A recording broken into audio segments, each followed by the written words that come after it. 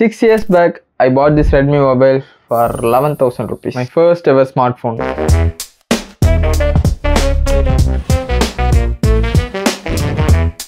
ஆனால் அது சொல்லிக்கிற அளவுக்கு செமையான ஃபோனான்னு கேட்டிங்கன்னா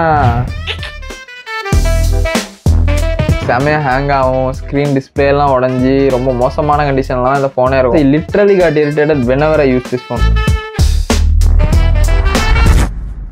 But still, it's my favorite phone. என்னடா எஸ்ஜே சூர்யா மாதிரி புரியாமையே பேசிக்கிட்டு இருக்கான்னு யோசிக்காதீங்க, சொல்கிறேன். I love this phone because without this phone, this channel wouldn't be possible. இப்போ என்கிட்ட எடிட் பண்ணுறதுக்கு ஒரு நல்ல பிசி இருக்கலாம், ஷூட் பண்ணுறதுக்கு ஒரு நல்ல ஃபோன் இருக்கலாம். But at starting, all I had was this one device and some of my dreams.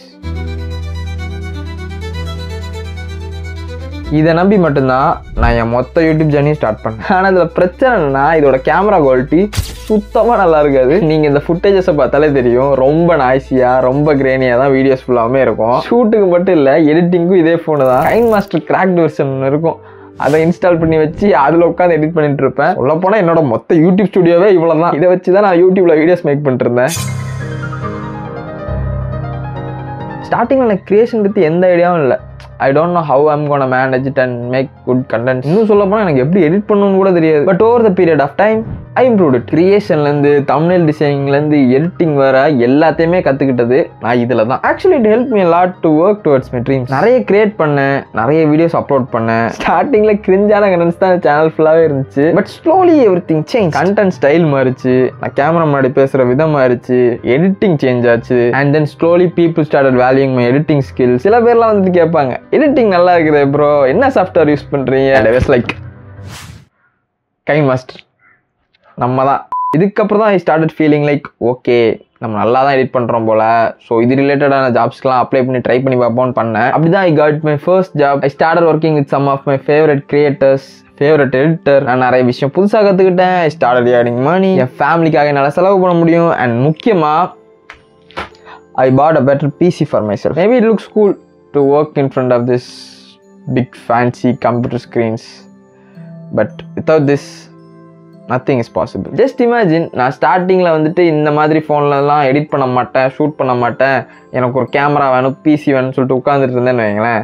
நான் இப்போ வரைக்குமே கிரியேஷன்ற ஒரு விஷயத்த ஸ்டார்ட் பண்ணியிருக்கவே மாட்டேன். கிரியேஷன் ஒன்று பண்ணலைன்னா நான் எடிட்டிங்னு ஒன்று கற்றுக்கிட்டு இருக்க மாட்டேன். எடிட்டிங்னு ஒன்று கற்றுக்கலன்னா எனக்கு வேலைன்னு ஒன்று கிடச்சிருக்காது. இவ்வளோ நான் மேலே சொன்ன எல்லா விஷயமுமே எனக்கு நடக்காமே கூட போயிருக்கலாம். It's all possible because of this. அந்த டைமில் என்கிட்ட இந்த ஃபோன் கூட இல்லைன்னா இதுக்கு எதுவுமே இல்லை. But you know the business and I know the chemistry. I'm thinking maybe you and I could partner up. But the saddest part is it stopped working. இதை விட நான் இப்போ பெட்டர் ஃபோன் வாங்கிட்டேன்னா அதில் ஹேங் ஆகிற ப்ராப்ளம் எதுவும் கிடையாது, camera quality நல்லாயிருக்கும். So better இதை தூக்கி போட்டுடலாம், இல்லை ஆன்லைனில் கொடுத்தா அவங்களே சரி பண்ணி விற்றுப்பாங்க இப்படிலாம் சொன்னாங்க. இதை கொடுத்துட்டு நான் காசே வாங்கியிருக்கலாம் தான். But some things are more precious than money, right? If I look back, all these things நான் கற்றுக்கிட்டதும் சரி, சம்பாதிச்சதும் சரி, எல்லாத்துக்குமே ஒரு பெட்டர் ஸ்டார்டிங் பாயிண்டாக இந்த ஃபோன் தான் இருந்துச்சு. இந்த ஃபோன் இல்லைன்னா நான் முதல்ல சொன்ன மாதிரி எடிட்டிங் கற்றுக்கிட்டு இருக்க முடியாது, வேலை கிடச்சிருக்காது, சம்பாதிச்சிருக்க மாட்டேன். இதெல்லாம் தாண்டி 1000 சப்ஸ்கிரைபர்ஸ் வர வரைக்கும் நான் இந்த ஃபோனில் தான் எடிட் பண்ணிருந்தேன். இது இல்லைன்னா இந்த சேனலில் பாதி சப்ஸ்கிரைபர்ஸ் கூட இல்லை. Definitely did a great job. இதை வந்துட்டு தூக்கி போடுறதுக்கோ விற்கிறதுக்கோ எனக்கு மனசு இல்லை.